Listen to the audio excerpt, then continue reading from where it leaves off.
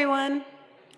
Good morning. Thank you so much for attending in person or online, wherever you may be in the world today. I'm so excited to welcome you to this discussion as part of Barnard's Year of Science and World Water Day. My name is Sandra Goldmark. I am an associate professor of professional practice in the theater department. I teach design. And you might wonder why I'm here on World Water Day and the Year of Science to have a theater professor in the room talking with you, but I'm here to talk today about circularity and how it connects both to our water systems, our systems here on campus, and indeed my work in theater as a designer. So, thank you again for being here. Let me see how the clicker works for me. Before I talk about circularity more broadly, what it is and why I think we should all care about it, wherever we are, I wanted to share a little bit of my introduction to this concept, how I became passionate about this and this tool, this framework, and how I think it might serve in broader conversations. So, as I said, I am a theatrical set designer, or I trained as one and worked for many years. And about 10 years ago, I had this big moment of cognitive dissonance because, I care about the environment, and there I was at home rinsing my yogurt cups and bringing my canvas bag to the supermarket.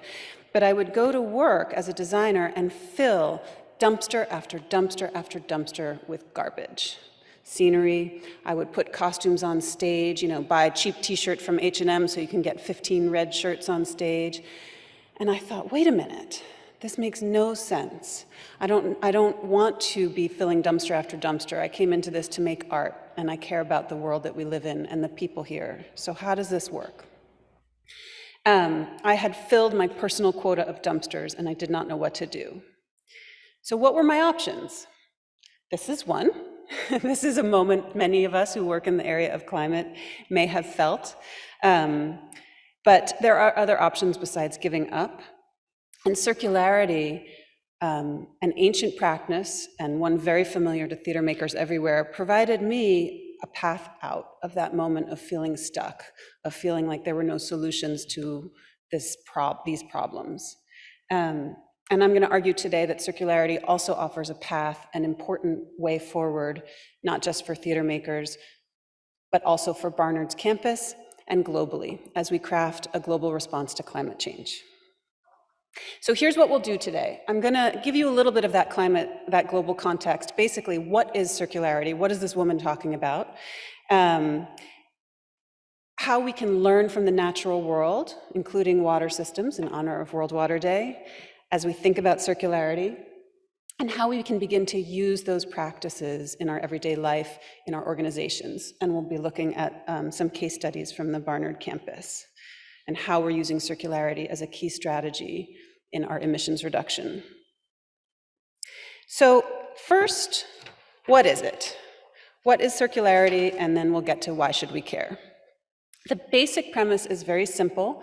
Some of you may have seen Annie Leonard, Barnard alum's very famous video, The Story of Stuff, where she describes a linear take, make, waste model.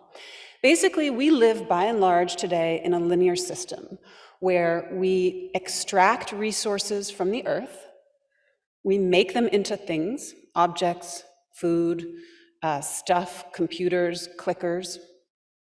We distribute, we send them wherever they're going, we buy them and bring them into our homes or our workplace or our lives. We use them, frankly, very briefly. Most objects wind up in landfill within 6 months of manufacture. And then we dispose of them. They go back into the earth, but not in a way that's recoverable. So this is the linear system. Should be pretty simple and familiar. My argument, and the argument of many people working on circularity around the world, is that this is where we need to go.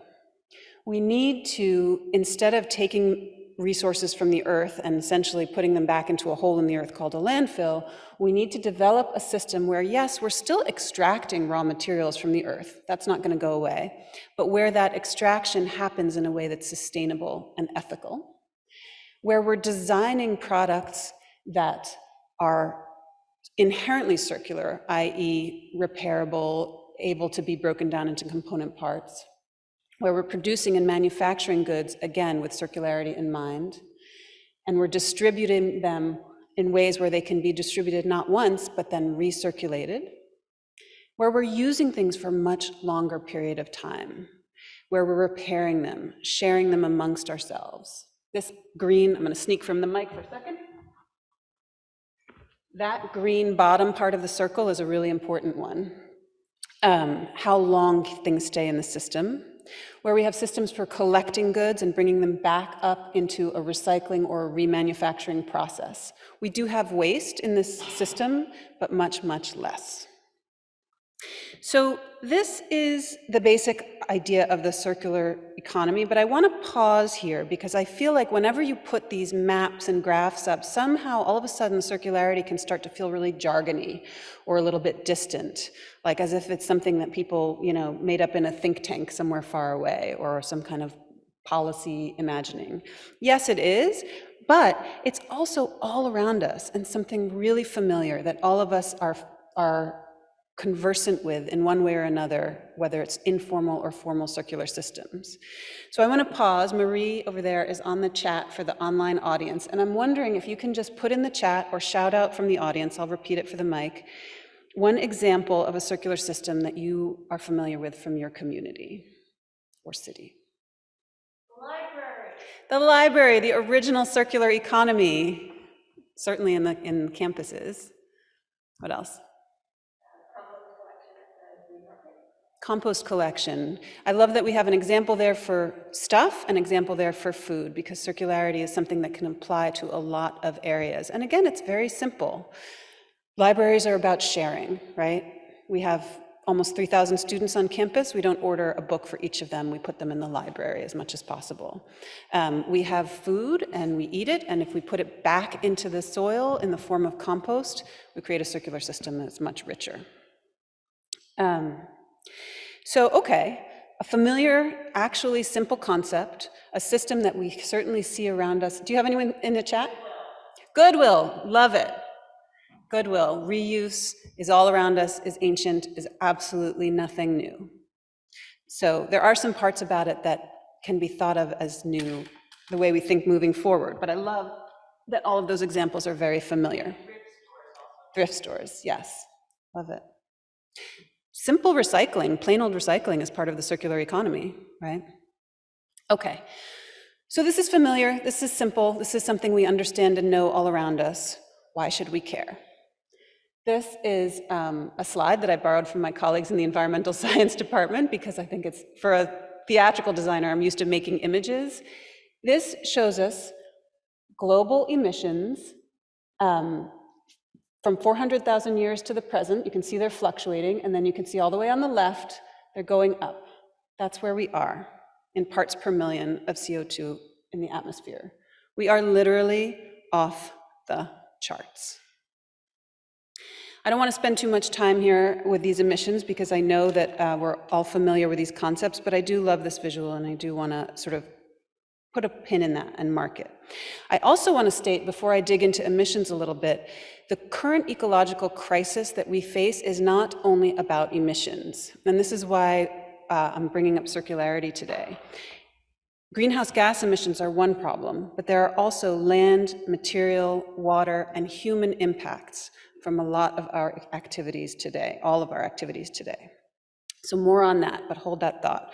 For a second, let's talk about emissions and how we measure them. Greenhouse gas emissions are traditionally measured according to 3 scopes. This can be very useful for understanding all of the different activities in your life, in your home, in your organization, and how you might categorize your emissions.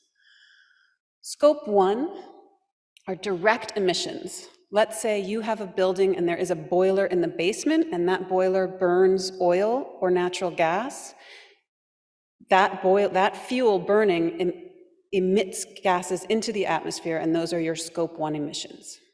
Scope 2 emissions are indirect, and they refer mainly to electricity. So I turn on the lights. In order to power that light, Con Edison, or the utility that Con Edison is bringing the electricity from, is burning fuel somewhere, or hopefully soon wind and solar. That fuel burning releases emissions. The electricity comes to me and turns on my light. I don't burn the fuel directly to power my light, but it's It's associated with my activities in my organization or my home or my city. Scope 3 emissions encompass a whole bunch of other activities: travel, food, purchases, that book that went into Leslie's circular library. All of those categories of activities fall under, they cause emissions and they fall under what we call Scope 3. These Scope 3 emissions are a big deal in terms of sheer amount of emissions. These are Barnard's emissions broken down by scopes 1, 2, and 3. And you can see that our Scope 3 value chain emissions are roughly just under 60% of our total emissions as a campus. So paying attention to these Scope 3 emissions is a big challenge. We also need to pay attention and reduce emissions from Scope 1 and 2, don't get me wrong. And there are a lot of strategies that Barnard and organizations around the city and country are working on. But for today, in the context of circularity, I'm really going to focus on those Scope 3 emissions. What are they again? It's everything else after you've burned the fuel to heat your building and turned on the lights.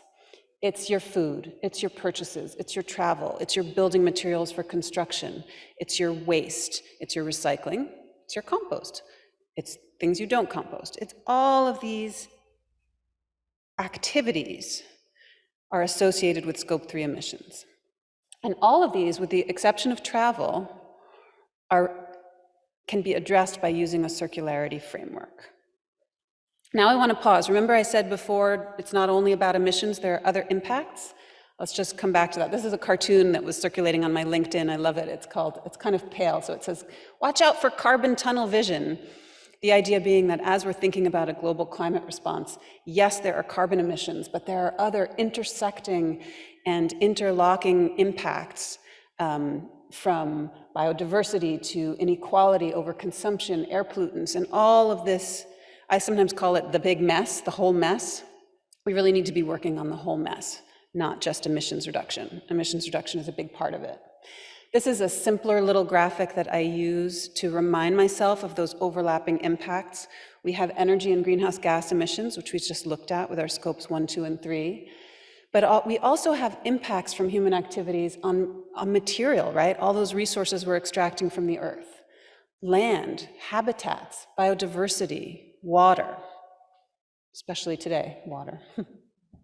And we have social impacts. We have human beings who are working around the world in an interconnected system. And we're not just looking at emissions when we think about how our activities impact other people. Circularity provides a framework where a response to these overlapping impacts can also itself be overlapping and synergistic. It's an intersectional problem with an intersectional response. Why? Because circularity is a systems-based approach.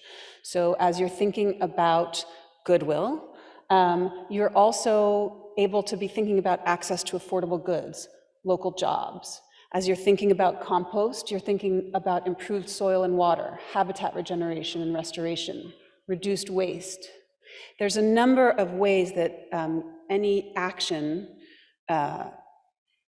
can be thought about the overlapping impacts and potential overlapping synergies and benefits.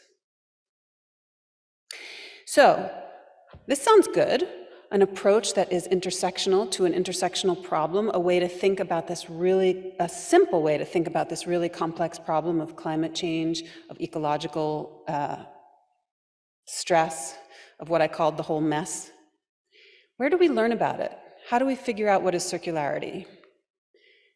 We can look to the natural world. There are so many examples of this. I don't have time. This would be like a whole course. In fact, there are wonderful people teaching whole courses about this, because nature is by definition circular and regenerative. There is no waste in nature. Waste from one system is fuel for another system, and that is the core model, the core inspiration for all of circularity. Let's just look at one example, the water cycle, right? This is very basic. I wish Brian from environmental science had to step out. He could do this better than I can. But you know, I took high school science as well. Precipitation, surface runoff, Water goes into the groundwater and into lakes, it evaporates, it goes back into the sky, and then it comes down again. It's the most simple, beautiful, and one of the most powerful circular systems in the world. You can find circular systems at any scale, from the water cycle down to earthworms and bees.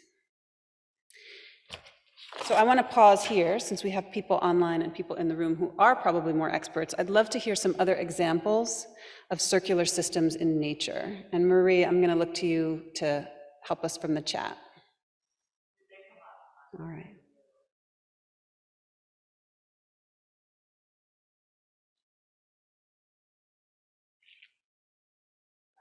What you got? Bird's nest, that's a beautiful one. Birds picking up debris and detritus from the ground and making nests into it. Love it. Creative reuse and upcycling. Another example, this is not 100% nature, but is regenerative farming. It's a way to build a human-managed system that more closely resembles a natural regenerative cycle, and creating a system where emissions, even from beef farming, can be greatly reduced. So again, bringing it back out of the natural world and thinking about the systems that we build around us as human beings and how we can model those systems on the natural circular economy and how we can consciously and intentionally copy. So we already talked about the library, the original circular economy on campus. I love to think about these as formal and informal. Formal circular economy systems might be the library, right? We officially have a library, we have a budget, we buy books, it's institutionalized. There are also faculty members who put books outside their office to try to get them into somebody's hands. That's what I would call an informal circular economy. You see here a picture of Rebear, our clothing sale that we've done here at Barnard. That's sort of maybe a mix between formal and informal. Repair shops are formal, recycling systems are formal, informal neighborhood exchanges, Facebook Marketplace, all of these ways of exchanging goods.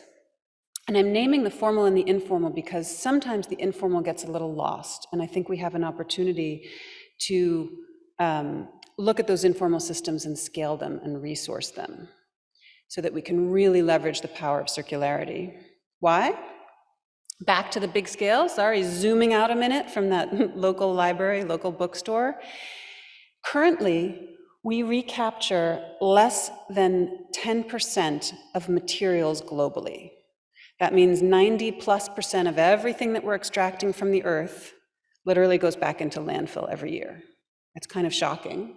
It's also a huge opportunity. The World Resource Institute estimates that if we can just double that number in 10 years, greenhouse gas emissions could be reduced by 39% and shrink the total material footprint by 28%. Circularity is a powerful tool, and it's available to us at every scale, from the individual scale to the organizational scale to global financial markets to federal policy. It's a tool that can and should be used at any scale. Okay, so let's talk about a scale that's maybe a little more familiar to many of us. Your school. I'll take Barnard as an example. And we're going to talk a little bit, or I'll talk a little bit about how we're using circularity to make impact right here on our campus. Remember that pie chart from before that showed roughly 60% of our total emissions on the Barnard campus came from Scope 3 associated behaviors? Those behaviors can largely be tackled through circular frameworks, through circular approaches. Given that, we've come up with what we're calling the circular campus. It is a holistic framework that has 5 main areas: waste, design, construction, and deconstruction, green spaces, reuse and sustainable purchasing, and food and dining. With those 5 buckets, we're covering most of those areas in that 60% of emissions. And we're working on these issues in a way where our goal is not just to reduce waste and reduce emissions, but also to support student access, to support affordability in our community, and to support community resilience. It's that slide showing the overlapping problems and the overlapping solutions. When you take a circular regenerative approach, It's not just about what am I doing less of, it's what am I doing more, and how does that benefit the community? I want to look at just a few examples. We have internal reuse and sustainable purchasing. In the fall of this year, 21, we launched Reaply. It's an internal reuse platform. We have now 740 users who have done, I think we're closer to 500 exchanges by now, saving those community members $20,000 and diverting 1.5 tons from landfill. Again, this is a very small step, but it's a way to think about moving from that linear system where we just buy things, use them, and throw them away, to a system where, remember that green bottom part of the circle, where we keep them in use for much, much longer. And creating an intentional platform like Reaply is a way that Barnard as an organization can make a systematic change, a systemic change. Informal economies, as we've said, have existed on the campus forever. The faculty books outside of their office, the student Facebook exchanges, I think it's called buy, sell, trade. Those are great, they're important, but they're informal. What happens when we scale it, when we resource it, when we put institutional dollars and institutional bandwidth behind this ancient, powerful, community-based practice? We save money, we make books, art supplies, and dance shoes more accessible for our students, we reduce emissions from that Scope 3 pie chart, and we reduce waste. Another example, Altschul. Altschul is a great example. We are renovating our science building as part of the Barnard Year of Science. It is a huge opportunity in so many ways for our campus, for our students, for our faculty. And it's a wonderful project from a circularity point of view because we're not tearing down the old building and building a new one. And this sounds very simple and basic, but it's not. We can save, these numbers are estimated because we're not yet in the process, but a project of this scale, by not simply just renovating and retrofitting instead of tearing down and building new, you save an enormous amount of what's called embodied or embedded carbon. All of those emissions from extracting those new materials to make a brand new building, we're reusing and repairing what we've got. I also am sharing that Altschul, remember that we also have those Scope 1 and 2 emissions. I want to make sure we don't forget about those in this conversation of circularity. Altschul is an opportunity to really look at all 3 scopes of emissions on the Barnard campus. But it's a wonderful story about creative reuse, and it's a really important story as we think about our city. New York City has an enormous stock of existing buildings. 90% of them are going to exist in 100 years. So as we think about transitioning our city to a greener, sustainable, energy-efficient future, we're going to be doing a lot of renovating and retrofitting and reuse and circularity, hopefully. So this example of Altschul is a little piece of our city's future, hopefully. Much smaller case study, this is my last case study. The Barnard Theater Department has been practicing circularity intentionally and unintentionally for many years. I say unintentionally because every theater in the world practices circularity. I have a great friend, a production manager, Ken Larson, he says, "They used to call me cheap, but now they call me green." And I love this because that inherent frugality of theater, of like making a costume out of bits and bobs and rags, we've always had that. We've always had reuse and repair and upcycling in theater. It's just kind of the way the art form is. But as we struggle nationally and globally to move to a more equitable and better system of production and consumption, we have a lot to learn from the theater. And in Barnard Theater, we started intentionally trying to measure this and figure out what is the impact of the way we work in this field. Because we also use linear systems in theater, don't get me wrong, right? We order a lot of lumber. Remember that me jumping into the dumpster with my H&M t-shirts and my lumber and my Luan? We make a lot of scenery. Often today, it's cheaper to build something new than to reuse, to repair, to recycle. So we started in Barnard Theater intentionally budgeting for reuse. We divided our materials line into 2 columns, new materials and used materials. It's a very simple but radical way to say we are going to use our budgeting tool to track reuse, to make sure that every designer, every director, every team that walks in the door is prioritizing reuse. And we wanted to find out what the emissions impact was. So we did this study in 2016. We budgeted a show, carbon budgeting, not money. The middle line is as built, which was about 50% new, 50% used. It's equivalent to the emissions from the average American home per month for about 6 months. That's the emissions from that show at 50-50 new and used. If we had built that show all new, you can see that the emissions would have been roughly double. And if we built it all used, i.e. from 100% no new materials, it would have been less than half the emissions. So this is one very simple little powerful illustration of why we split that budget line, why we started prioritizing reuse in theater. What was exciting was that we found other benefits started emerging. We went into this because we felt like we were filling dumpsters. But as soon as we started changing our budgets around and focusing on circularity, we were able to find money. We stopped paying for dumpsters 4 times a year. That's $600 every time you rent a dumpster. We stopped buying so many new materials. And we found we had to spend more money on labor, because sometimes it costs a little more to send somebody around the city to find that reclaimed wood, those pallets that you're going to make your set out of, or to thrift the clothes instead of buying them on Amazon. But we stopped and we said, wait a minute, we want to spend more money on people. We're theater artists. Everybody in this industry is chronically underpaid, running around working on 10 shows at once. It's hard to pay your rent when you work in theater. If we can shift money from our new materials budget and put it into our artist fees, our prop artisan fees, and spend money on people, not stuff, this is what we've been struggling to do in theater for years. And this is not just Barnard, this is the American theater and globally. So it was a beautiful example of the co-benefits of reducing emissions, reducing waste, and supporting our community, supporting artists, by very simply moving the money over into their line. So this brings me back, full circle, pun intended, to that feeling of despair, that moment of cognitive dissonance that for me started my whole circularity journey. It brings me to a couple of questions, which is, where do you fit into this? You as an individual, your school, your organization, your corporation, your policymakers, or you if you are working in government.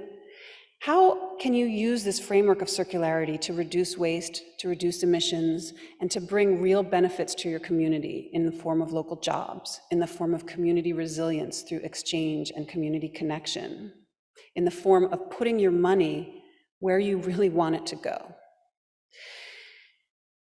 The answer is, there are ways that circularity can be tackled on all of those levels. You, your school, your organization, your corporation, your government. And in fact, I think that to get there, the change needs to happen on all of those levels at once. We can't just wait for Barnard to say, we're going circular. Like, wonderful that Barnard is doing that, but one of the reasons we're doing it is because students came to us time and time over the years and said, hey, we've got this buy-sell trade group. Can you help us get more access to our dance shoes? We are going this way because departments at Barnard came to us and said, we're concerned about waste. You know, the architecture department, we have all these model making supplies, and we want to find ways to share them more among our students and our faculty. So those changes, that effort to scale and resource circularity, is something that can happen on the individual level, the organizational level, and the policy level, and the corporate level. So in thinking about moving this change through an organization and through a much bigger system, remember, we're tackling that whole mess. I want to lean here on a writer named Adrienne Maree Brown and tell a little story from a couple weeks ago. So Adrienne Maree Brown has this beautiful book and concept called Emergent Strategy, where she is arguing that as a pathway for change, for system-wide change, we need to notice the way small actions and connections create complex systems, patterns that become ecosystems, and that we need to intentionally leverage those points of change at every part of the system and understand the connection between ourselves as an individual, our organization, our communities, and how we can begin to make that change together. Her story is a way, for me, of, again, wrestling with this moment. I'm one person, I'm one theater designer. It's one show, it's one theater department. What does that matter? How does that even connect to that big mess? So she has this concept of emergent strategy, and there's this illustration that she uses in the book, which I love so much. And over the February break, I had a chance to go upstate New York, a little bit further, and I was sitting in my friend's father's house, which he kindly lent us, and I looked out the window, and there were these little blue jays, like hanging out on the porch. I don't know what they were doing, talking to each other. And there were more and more blue jays, and they seemed to be talking to each other more and more, you know. And then they really were like chirping and twittering, and I don't know what they're doing. I don't speak blue jay, but all of a sudden, they got up and they flew across the road, like as one big mass. I had never seen anything like it. It was unbelievable. And it brought to mind this picture and this concept of Adrienne Marie Brown. And the way, in the beginning, it was just that one little blue jay, like he was sort of turning to his neighbor and twittering, and the other guy, and then they started building this little blue jay movement. And the movement was to fly across the road. I don't know what they were doing. But it was a beautiful illustration of a concept that I feel and see here at Barnard when I see students and faculty talking to each other, asking how they can make change in their department, on their floor, and how we can together move those changes through the bigger system to get where we need to be. So, one last little example, and then I hope we'll have some time to talk. We're building a circular campus here on our campus to reduce emissions, reduce waste, support student access and affordability, and build community connections within our campus, but also off campus. I'm thrilled to say we're partnering with the Morningside Area Alliance and Ripley to pilot this spring a circular community initiative, where we're going to extend the reuse platform, the Ripley reuse platform, to local community organizations and nonprofits, because circularity works best in a network, in community. Change works best in a network, in community. And I firmly believe this is the only way we'll get there, is by working together, whether we're Blue Jays or Barnard students. Thank you.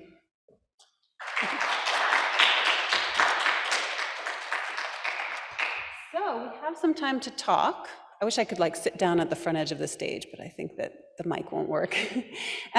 Marie, I would love if you could put in the chat and see if people have any questions or examples of circular networks from their own community that they might be interested in. Great.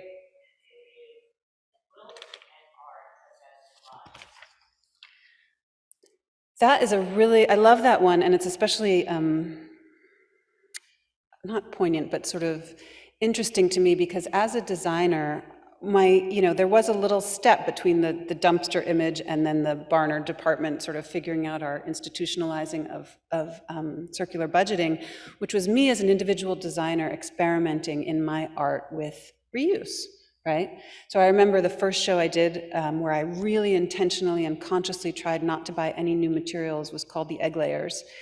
And it was a beautiful piece set in an attic, which was very ripe and easy to do a kind of stuff-based, object-based collage-y design. And I did a couple more like that. I did some downtown. And then at one point I thought, ooh, am I gonna become known as like the collage designer? And am I gonna be limited in the art form? And in fact, I worked with several directors who were worried when they said, oh, she's that green designer, is all her stuff gonna look a certain way? And happily, we were able to experiment and realize that that's not the case, that you can use circular principles in a whole range of design styles and forms. But there is a kind of simple, classic, deep-rooted circular approach in quilting, in collaging, that does come up again and again, whatever field you're working in. So I love that example, and it's something that I've really used in my own work, and have seen in a lot of other artists who are wrestling with these questions of materials. What materials do I use in my work? How do you see this approach to circularity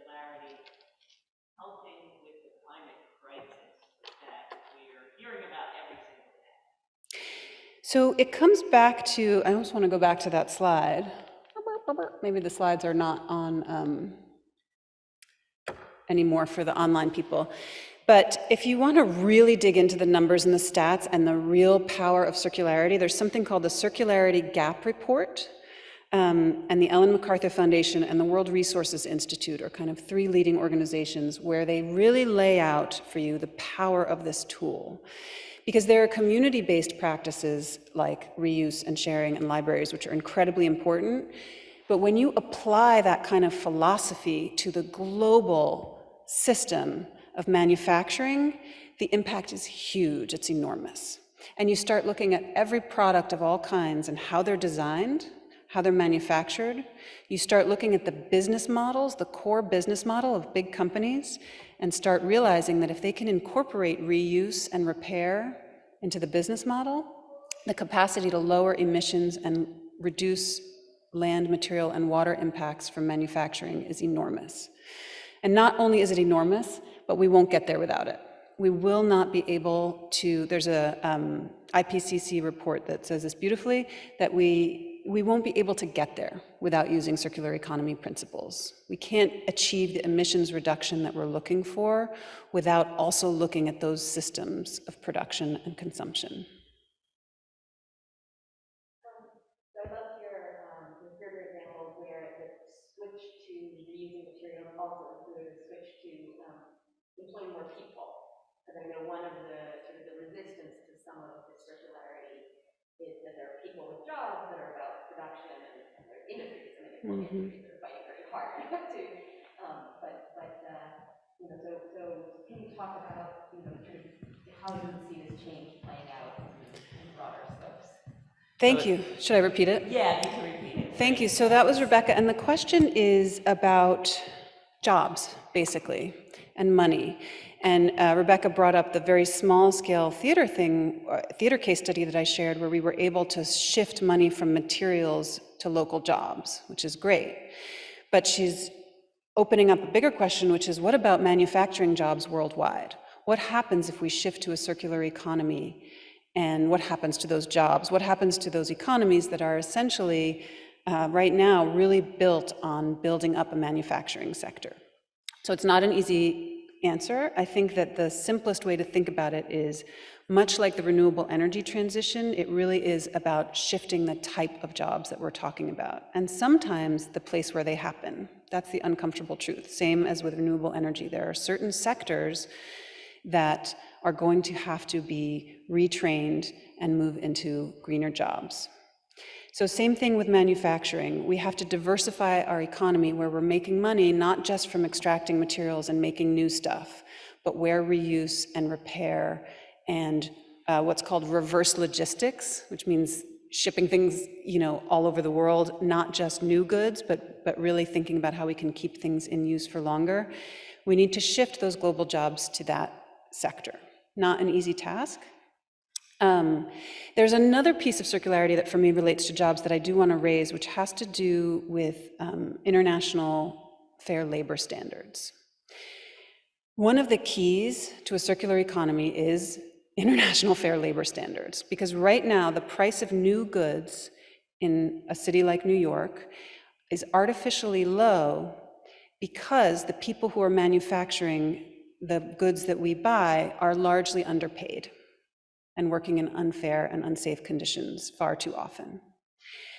So again, there needs to be a not easy recalibration about pricing, about how much new goods we buy versus used, and how we can increase access to repaired goods and used goods, high quality goods, at multiple price points in places like New York and in the United States, while supporting a variety of jobs.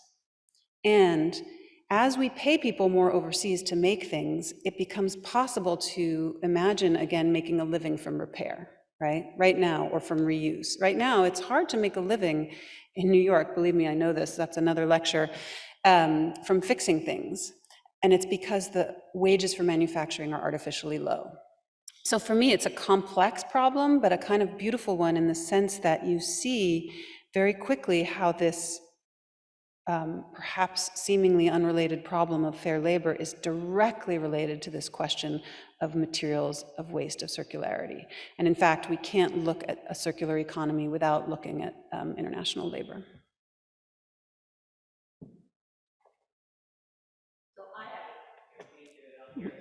I have a question.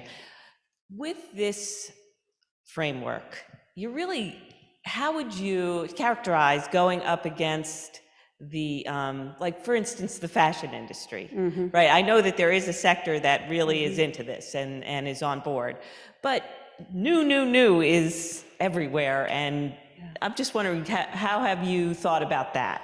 Really good question. It's basically, what? Are you kidding? That's the question. All of these businesses are built right now on the basic premise of selling more goods every single quarter, every year, right? How could we ever imagine a system where repair and reuse is really part of this? And so the good news is it's actually happening. I started this whole journey in like 2010, 2011, and I remember I gave a talk in 2013 about where I was challenging Target and Walmart and Lowe's and Home Depot and all the big companies to say they should open a repair shop in the corner of every Walmart. They should sell used goods in all of these stores. They need to diversify their business model so they're making money from more than new goods. And everyone laughed, you're asking these big businesses, global businesses, to change their business model. Well, guess what? It's happening. IKEA declared in 2021 that they were committing to going fully circular by 2030. Target has committed to going circular by 2040. These companies are realizing a number of things. First of all, that you have to look at the core business model if you're serious about climate action at the corporate level. You have to look at a diversified business model where you're not just selling new goods. Because you can put solar panels on the roof of your stores until you're blue in the face and you can reduce your packaging, and you should. But if your core business model is selling new goods only, you're never going to get there. And what's exciting is to see some big companies really beginning to go there. We need to incentivize this more through regulation and policy changes, and also through changes in consumer behavior. But the fact of the matter is that as we see big companies going, other big companies are noticing. Marie brought up the fashion industry, which is a really interesting one. So the fashion industry is kind of a little bit Jekyll and Hyde, like it's a really big problem, but because it's a problem, there's a lot of interesting stuff happening. Sale of used clothes, is growing 21 times faster than traditional retail.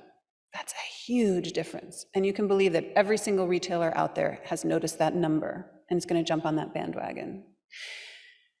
The question, of course, remains, how do we jump on that bandwagon in a way that is truly sustainable, that is truly ethical? But it is happening. And it's very simple.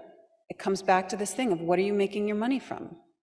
Can you make your money not just from selling new goods, but can you include repair, reuse, refurbishing? And can you build the logistical systems to make it easy and accessible to the individual, right? Like right now, there's a term called, I don't want to get too technical, called extended producer responsibility, which would, it's being discussed a lot more in Europe than it is here, but it would require companies to take responsibility for their product, not just to the point of sale. Right now, if I buy something, I buy this clicker, it's mine, I take it home. I have responsibility for what happens at the end of its life. What if the person who made it was responsible for it? Then when I need a new clicker, I bring it to them. Maybe they could fix my clicker. It's not broken, don't worry. Or they could take it away, break it down into component parts, and make a new one. So there's all kinds of ways to think about how policy, consumer behavior, and corporate paradigm shifts can happen to get us there. And again, the good news is it is actually happening. Like much of the transition, it's just too slow. Do you have more? Great. I think if there's no more from the House, I'm going to pause here and again thank Barnard and thank the Barnard Year of Science for bringing this into the conversation. And again, it is World Water Day. I'm so excited for the conversations and discussions later today. I know I'm going to keep in the back of my mind this question of how water is like the ultimate circular system and what we can learn from it. So thank you all so much for coming.